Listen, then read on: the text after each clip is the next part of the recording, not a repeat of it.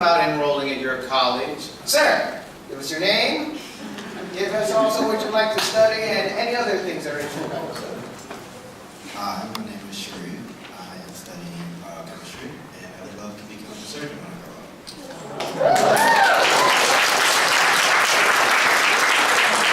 Anyone else in the medical field or interested in the medical field? Sociology, psychology. Thank you for being a part of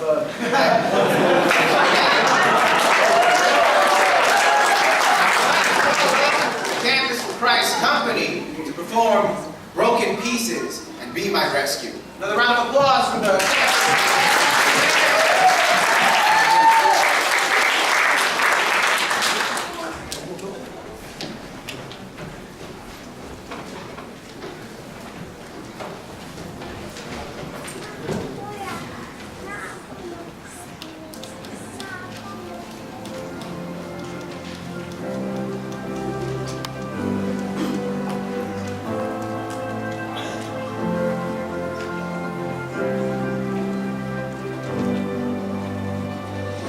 Sunlit shoreline where I was baptized. This time, dark skies leave me capsized.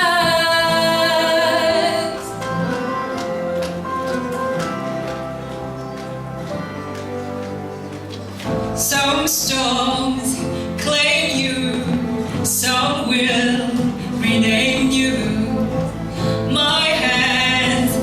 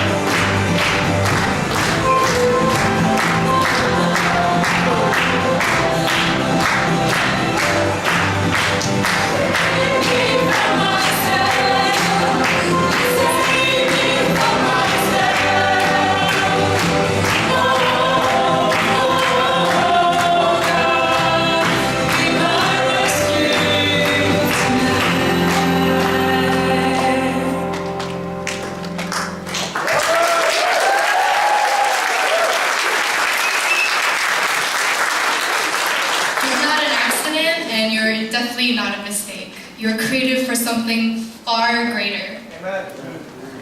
God is perfect. He doesn't make mistakes. He created each and every one of us in His own image for a beautiful purpose, and that is to know Him and then make Him known.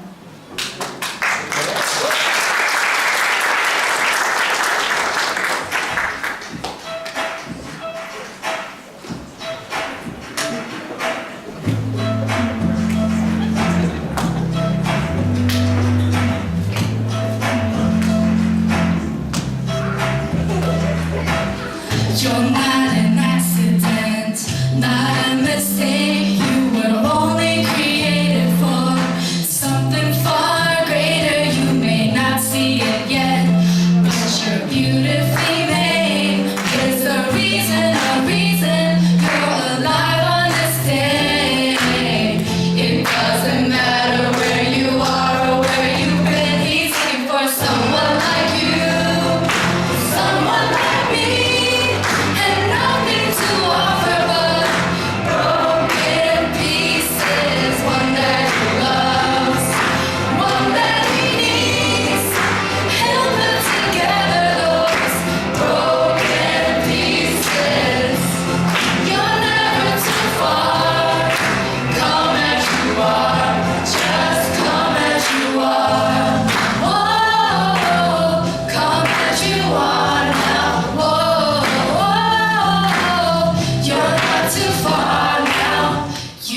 Forgiven, you are redeemed, and though it costs Him everything, He offers it for free. In exchange for your brokenness, He'll give peace of mind by just leaving this old life behind. It doesn't matter where you are or where you've been. He knows you by your name. He wants to be your friend. He's looking for someone like you, someone like me, and nothing to offer but broken pieces. One that He loves, one that He needs. He'll put together those broken pieces. You're never too far. Come as you are, just come as you are. Oh, bring Him everything I am, everything I'm not. See His grace and hope, release from every broken piece. Everything I am, everything I'm not. See His grace and hope, release from every broken piece. It doesn't matter where you are or where you've been. He's looking for someone like you, someone like me, and nothing to offer but broken pieces. One that He loves, one that He needs. He'll put together those broken pieces. Everything I am, everything I'm not. See His grace and hope, release from every broken piece. Everything I am, everything I'm not. See His grace and hope, release from every broken piece. Oh, broken pieces. Oh, broken pieces. You're never too far. Come as you are, just come as you are.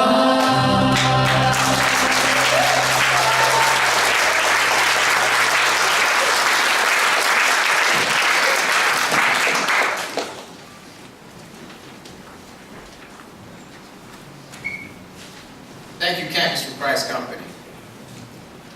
I'd like to welcome the most important person now at your college, Dr. John J.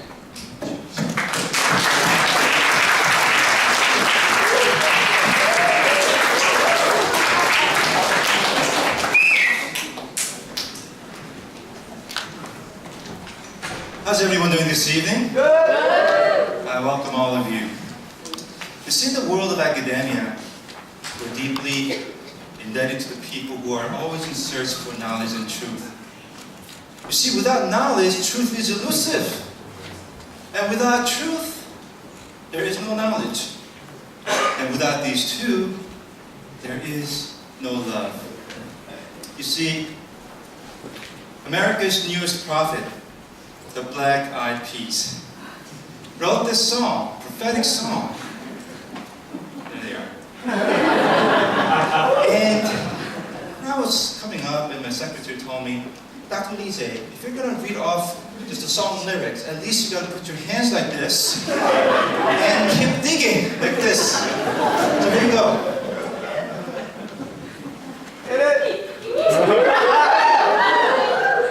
What's wrong with the world, mama? People living like they ain't got mamas. I think the whole world is addicted to the drama, only attracted to the things that will bring trauma. People killing, people dying, children hurt, and you hear them crying. Can you practice what you preach? And would you turn the other cheek? Father, Father, Father, help us. Send some guidance from above. Because some people got me thinking, where is the love? Where is the love? Are you hearing this? And this prophet goes on and he says, whatever happened to the values of humanity? Whatever happened to fairness and equality? Instead of spreading love, we're spreading animosity, lack of understanding, leading us away from unity. How did I do?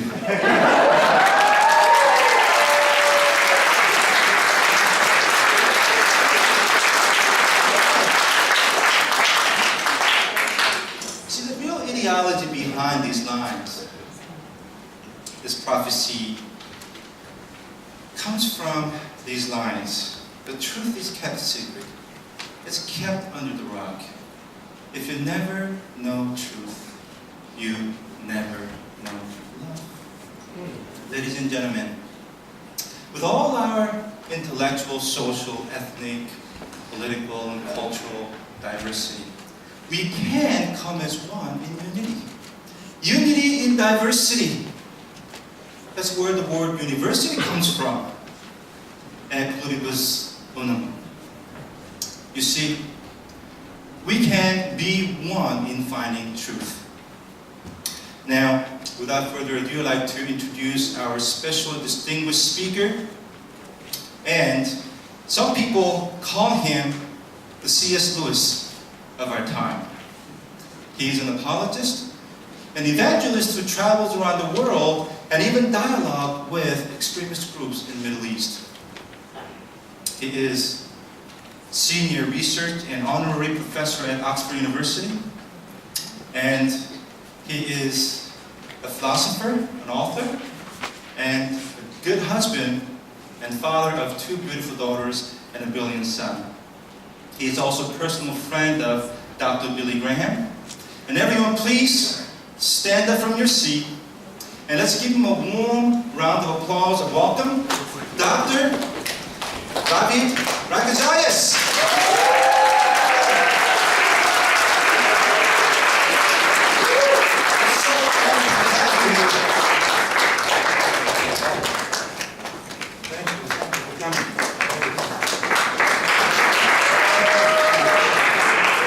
I am so honored to be here tonight, and especially after that kind introduction, Dr. Lige, thank you so much for that. And the warm reception here tonight. I wish at times after a moment like that I can just wave my hands, or as Dr. Lige did, dig a little deeper and just go back and sit. However, I cannot do that because the task at hand is great. The theme that we are dealing with tonight is of utmost importance and deserves our utmost consideration.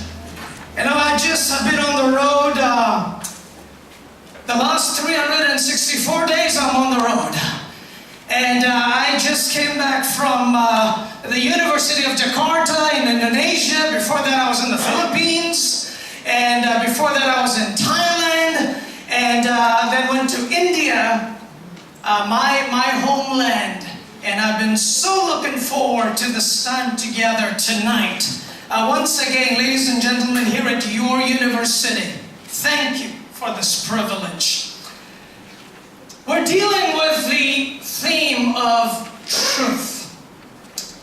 And even as we begin, I want to start something that is light and humorous, and then deal with some of these heavy, big ideas. The story is told about the great detective Sherlock Holmes and his sidekick, Dr. Watson. Maybe some of you are familiar with this story. And the story goes on to say that they went out camping one night after a long evening of liquid refreshments. And they were there camping. In the middle of the night, Holmes wakes up Watson and says, Watson, look up at the sky. Tell me, what do you see? Well, Watson rubs his eyes and says, well, I see stars and stars and more stars. Holmes says, well, then what do they mean? What does it mean? Well, Watson replies by saying, well, astronomically, it tells me that there are millions and millions of galaxies and potentially billions of planets out there. Astronomically, Saturn is in Leo. Horologically, it may be about 2:45 in the morning. Meteorologically, I perceive tomorrow may be a warm, beautiful day. Theologically, I see that the universe is vast and God is all-powerful and we are insignificant. Well, Holmes, what do you see? And Holmes responds by saying, Watson, you idiot, someone stole our tent. Someone stole our tent. We can use big words and big ideas, and especially in a setting like this. Whether you're into metaphysics, whether you're into philosophy, some of you are into the exact sciences, in arts, or whatever field you are in, logic. We hear all these big ideas and big words, and yet when we filter it down and look at the fundamental questions of life, for many, it still remains unanswered. Rather, when you look at the logical outworkings and conclusions of some of these ideas that are purported, it leaves us totally desperate or devoid of meaning. Tonight, as we very briefly look at this theme of truth, I know in an audience like this, all of us are not going to agree together. In fact, I'm used to hostile audiences. Like I said, I just came back from the University of Jakarta. It was an Islamic university, and yet we deal with these real and important issues with cordiality, listening to one another. And so tonight, even though we may not all be on the same page, but I want to ask you that you give a hearing. Whatever your worldview is, ladies and gentlemen, at some point, you and I have to come to this conclusion that truth does matter.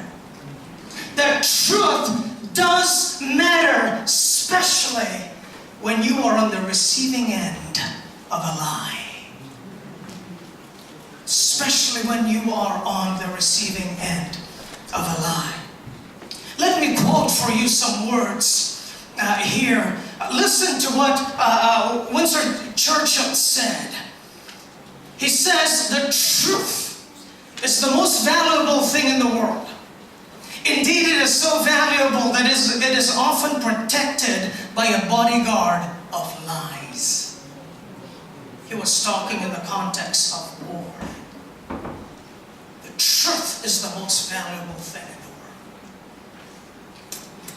I remember reading this account when Nathan Sharansky, the former Israeli Minister of Trade and Justice, went back to the prison in Moscow many years ago, where he was held as a prisoner.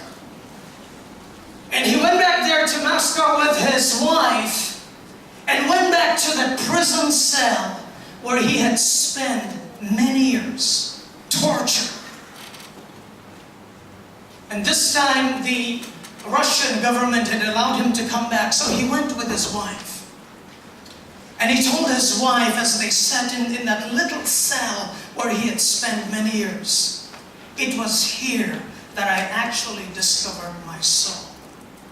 And after that, Sharansky went, laid a wreath at the grave of a man, Andrei Sakharov. Maybe some of you are familiar with his name. He is the one who gave the atom bomb to the Soviet Union. And this is what Nathan Sharansky says that Andrei Sakharov had told him. He had said these words, and I quote, "I have always thought that the most powerful weapon in the world was the bomb. I have come to the conclusion that the most powerful weapon in the world is the truth." The truth. You know, ladies and gentlemen, I was born and raised in India. Spent the first 20 years of my life in India. And ever since I've lived here in the West and have crisscrossed the globe for the last many years. And growing up in India, you know, I grew up with all these world views and religions. India is known to be the birthplace of Hinduism, Buddhism, Sikhism, Jainism. All the isms and schisms are in India. In fact, Islam began very close to India. If India and Pakistan had not separated, we would have been the most populated Islamic country in the world. So I was literally born into or dove into the swimming pool of world religions in India. Truth mattered in this land of ideas and worldview. And I find it fascinating that it was the Apostle Thomas who came to India in AD 52. I say that it is fascinating because the words of Jesus Christ in John chapter 14 verse 6, where Jesus says, "I am the way, the truth, and the life. No one comes to the Father except through me." Those words were spoken to the Apostle Thomas. And Thomas came to India in a land where they believe in more than 300 million deities and counting. And Thomas came with those exclusive words of Jesus Christ and paid it with his own life in India. In fact, the oldest church in India is named after him, the Marthoma Church. My wife is from the state of Kerala. Even today, that church is growing. It's still there.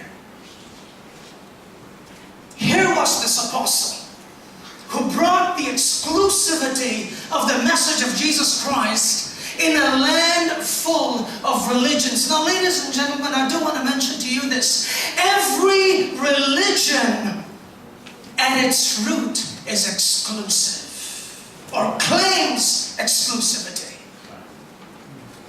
A Hindu can say, "Well, we believe in all religions." You take away their Bhagavad Gita and they will say, no, this is what we believe in. A Quran, a Muslim may be very tolerant, but you take away his Quran and he will say, "Oh, no, this is what we believe in." You can talk to a very tolerant and kind and humble Buddhist, but you take away the Eightfold Path and they will say, "Oh, no, this is my way." And on and on and on. The question before you and me is this: what is truth? And that is not a question that we are dealing in this century. Rather, that question has been dealt with. In fact, those very words were asked to Jesus by Pontius Pilate himself. The account is given to us in the Gospel of John, chapter 18. Some of you would be familiar with these words. Please listen. So Pilate entered his headquarters again and called Jesus and said to him, "Are you the king of the Jews?"